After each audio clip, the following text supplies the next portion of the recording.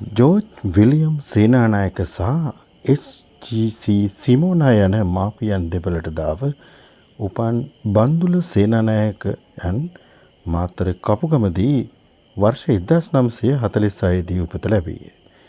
සිය මූලික අධ්‍යාපනය 1952 සිට මාතර කපුගම විද්‍යාලයෙන් ලද අතර ද්විතීක අධ්‍යාපනය තල්පාවිල මහාවිද්‍යාලයෙන් හදාරනු ලැබීය. විශ්වවිද්‍යාල වරම් නොලැබුණත් තම කියවීම සහ ඉගෙනුම නතර නොකළ එවකට ගංගා නිම්න සංවර්ධන මණ්ඩලය හා එක්ක තම මුල් රැකියාව ආරම්භන ලදී. තම මුල්ම පද්‍ය නිර්මාණය වූ මල නමින් එවකට ගීතාංජලි කාව්‍ය සංග්‍රහයට රචනා කරන ලද්දක් වුණා. එය ඔහුගේ කුළුදුල් නිර්මාණය වුණත් එය පුවත්පතෙහි පළවනු දැකීමෙන් ඇති වූ සතුට නම් කියා නොමකළ නොහැකි බව එතුමා අදටත් සතුටින් කියන කතාවක්. මේ අතරතුර ගංගා නිම්න සංවර්ධන මණ්ඩලයේ රාජකාරී කරන්නට යෙදෙනවා. ඒ අතරතුරත් එතුමා කවි නිර්මාණ සිදු කිරීම අත්හැරියේ නැහැ. 1976 දී ගංගා නිම්න සංවර්ධනයෙන් ඉවත් වුණත් තරග විභාගයකට පෙනී සිට රාජ්‍ය සේවයට ලිපිකරුවෙකු ලෙස මෙතුමට එකතු වෙන්න අවස්ථාව ලැබෙනවා. මහා මාර්ග දෙපාර්තමේන්තුවේ විධායක ඉංජිනේරු කාර්යාලය පුත්තරම කාර්යාලයට තමයි මෙතුමට මුල්ම පත්වීම ලැබෙන්නේ. මේ අතරතුරේ යටියන පියසීලි කොඩිතුවක්කු මහත්මිය සමග විවාහ වී පවුලේ පුතුන් දෙදෙනෙකු සහ දියණියක් සහිත දරුවන් තිදෙනෙකුගේ පීතෘත්වයත් මෙතුමා හිමි කර ගන්නවා.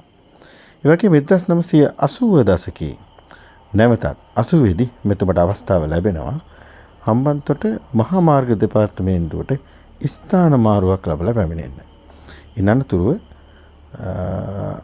මාතර ප්‍රදේශයේ තම උපන් බිම වුණත් වැල්ලවාය කොස්ලන්ද ආදී ප්‍රදේශවලත් සේවය කරන්න අවස්ථාව ලැබෙනවා. ඒ වගේම 1988 දී රාජ්‍ය පරිපාලන අමාත්‍යාංශයේ ඉල්ලීම පරිදි හම්බන්තොට ප්‍රාදේශීය ලේකම් කාර්යාලයටත් පසුව අගුණුකොළ පැලැස්ස ප්‍රාදේශීය ලේකම් කාර්යාලයටත් ස්ථාන මාරු ලැබලා විවිධ තනතුරු සහ වගකීම් දරමින් රජයේ සේවයේ නියැලෙන අවස්ථාව හිමි වෙනවා. ඒ වගේම වසර 16ක තරම් දිගු සේවා කාලයක් සපුරන්න අගුණුකොළ පැලැස්ස ප්‍රාදේශීය ලේකම් කාර්යාලයේ එතුමට අවස්ථාව ලැබෙනවා. විශේෂයෙන්ම අගුණුකොළ පැලැස්ස ප්‍රාදේශීය ලේකම් කාර්යාලයේදී මෙතුමට සංස්කෘති නිලධාරී තනතුරු හිමිවීමත් විශේෂයෙන්ම සමාජ සේවා කටයුතු පැවරීමත් හේතුවෙන් අර තමා ප්‍රිය කළ විශේෂ ස්ත්‍රී බොහෝ වැඩ කටයුතු කරන්න මෙතුමට එම ප්‍රදේශයේ ජනතාව සමග අවස්ථාව උදා වෙනවා. ඒ වගේම මහනුවන කුසල්හාමි ගමරාලගේ මන්තරේ එතුමා විසින් මෙරට ළමා පරපුර වෙත ලියා දායාද කළ අගනා පුස්තකයන් වෙනවා. මන්ද ළමා පරපුරට කියවීමට පොතපත හීන වන සමයක මෙතුමන්ලා විසින් සපයා දුන්න මේ අගනා කෘති අදරත් දරුවෝ අතර රසවත් කෘති බවට පත් වෙලා තියෙනවා.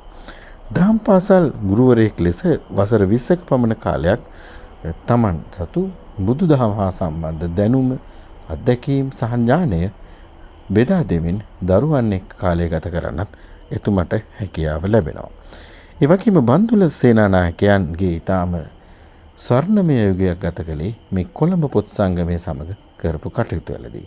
ඒ කොළඹ පොත් සංගමය හා සම්බන්ධව හම්බන්තොට දිස්ත්‍රික්කයේ වගකීම් බාරගෙන ඒ වගේම රන්න අවට ප්‍රදේශ ගණනාවක දරුවන්ට එවකට විශේෂයෙන්ම 90 දශකයේදී පුස්තකාල පහසුකම් නොමැති ගම්මානවල දරුවන්ට පාඨක සමාජ ආරම්භ කරමින් ඒ පාඨක සමාජවල දරුවන් වෙත පොත්පත් ලබා දෙමින් කියවීමට අවස්ථාව ලබා දෙමින් මහඟු සේවාවක් කරන්න මෙතුමට අවස්ථාව ලැබෙනවා. ඒ වගේම කොළඹ පොත් සංගමයේ විශේෂයෙන්ම ධම්මදේශ අම්බලම්පිටිය මැතිතුමා වගේ අයගේ ආభాෂය ලැබමින් මෙතුමා මේ ප්‍රදේශවල සිටින දරුවන් කොළඹ නගර ප්‍රදානය කරගත්ත වසන්ත ළමා කඳවුර වැනි අගනා අවස්ථාන වලට දරුවන්ට යොමු වීමට අවස්ථාව සලසා දුන්නා. ඒ අනුව එහිදී ලේඛකයින්, කතුවරයින් හා විවිධ කලා නිර්මාණ ශිල්පීන් හමුවන්නත් මෙම ප්‍රදේශවල දරුවන්ට අවස්ථාව උදා වුණා. ඒ වගේම කොළඹ පොත් සංගමය මගින් එවැනි දායාද ලබා දෙද්දී මෙතුමා ලංකාවේ පැරණිම පුවත්පත වන ලක්මිනිපාන පුවත්පතට නැවත ජීවය දෙන්න අවස්ථාව ලැබෙනවා 2013 වසරේ ඉඳලා. ලංකාවේ පැරණිම පුවත්පත වැවුරු කන්නල රජමහා විහාරය කේන්ද්‍ර කරගෙන ඒ සිංහල සමිතිය මගින් නැවත ආරම්භ කරනවා පාඨකයන් අතරට. ඉතින් හෙළබසට මුල් තැන දුන්නු අපේ කුමරතුංග මහපඬිතුමාගේ මේ සිංහලයේ භාවිතය මෙතුමා ඉතා හොඳින් හදාරලා ඒ අනුව මෙම ලක්මිනිපාන පුවත්පතේ සකසු තනතුර දරමින් වසර ගණනාවක් ඒ පුවත්පත නැවත පළ කරන්නත් මෙතුමා කටයුතු කරනවා. ඒ වගේම පුවත්පත් වාර්තාකරුවෙකු ලෙස දිවයින, ලක්බිම, ඉරිදා අරුණ ආදී ප්‍රවෘත්ති රැසකට මෙතුමා ලිපි සැපීමත් සිද්ධ කරනවා. ඒ වගේම ප්‍රදේශයේ බොහෝ විහාරස්ථානවල සහ දහම් පාසල්වල දරුවන්ට ධර්ම දේශනා, විවිධ දේශන සම්මන්ත්‍රණ පැවැත්වීමත් එතුමාගේ සුවිශේෂී හැකියාවක් වුණා.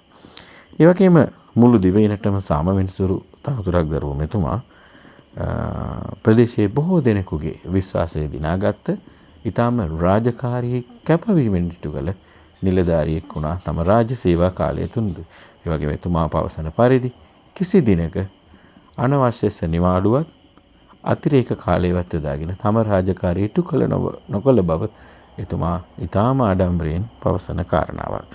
ඒ වගේම 1994 දී දකුණු පළාත් සාහිත්‍ය සම්මානය, ඒ වගේම 1996 දී ස්වාධීන රූපවාහිනී කෝපිකඩේ අත්විටපත් සඳහා වන සම්මානය, ඒ වගේම 2000 දී කාව්‍ය තිලක සම්මානය, ඒ වගේම 2002 වසරේදී සාහිත්‍ය ප්‍රසාදිනී සම්මානය මෙතුමා පිදුම් ලබනවා.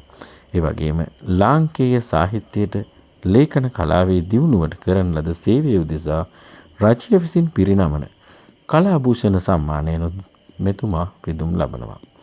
ඒ අනුව හෙළබසට යලි ජීවය දෙමින් කුමරතුංග මහපඬිතුමන් මග යමින් කවියත් ළමා සාහිත්‍යයත් දශක 40කට ආසන්න කාලයක් තම ගද්‍ය පද්‍ය නිර්මාණ වලින් පෝෂණය කළා වූ මෙහි අගය නොවස් කලාභූෂණ රාජ්‍ය සම්මානයෙන් පිදුම් ලද බන්දුල සේනානායක මැතිතුන්ගේ සේවය අගය නොවස් මේ සටහන අපි මෙසේ තබනවා.